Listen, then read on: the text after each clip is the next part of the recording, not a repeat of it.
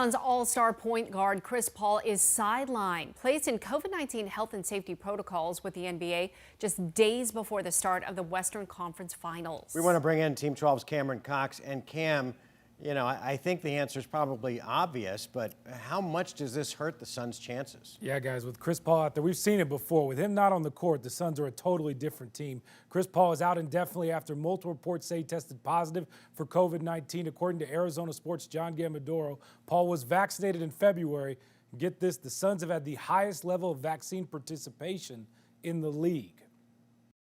There's a natural concern. He's in the middle of one of the greatest playoff stretches of his career, but now Chris Paul is on the sideline, away from his team, entering the NBA's health and safety protocol. There's a natural tendency to let your head spin a little bit, but I try not to do that, especially with our team. Early in the regular season, a positive test required a 10 to 14-day quarantine, but the NBA relaxed some of those protocols in March, especially for those that are vaccinated, meaning he could return sooner. We're hoping and praying that we'll be whole again before we play game one. Paul must pass multiple COVID tests to rejoin the team. Our guys understand that we've dealt with stuff this year. Other teams have dealt with it. It's just part of the NBA. Thankfully, the Suns have some time. The earliest the Western Conference Finals would begin is on Sunday or Tuesday. Our guys are ready for the challenge. And we just don't know yet what's going to happen. And we've always had the mentality to not punt on third down around here.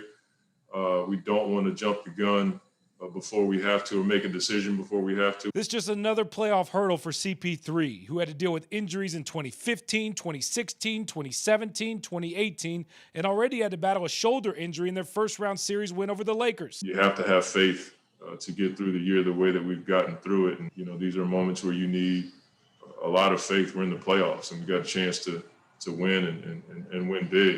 And so my faith isn't going to waver now.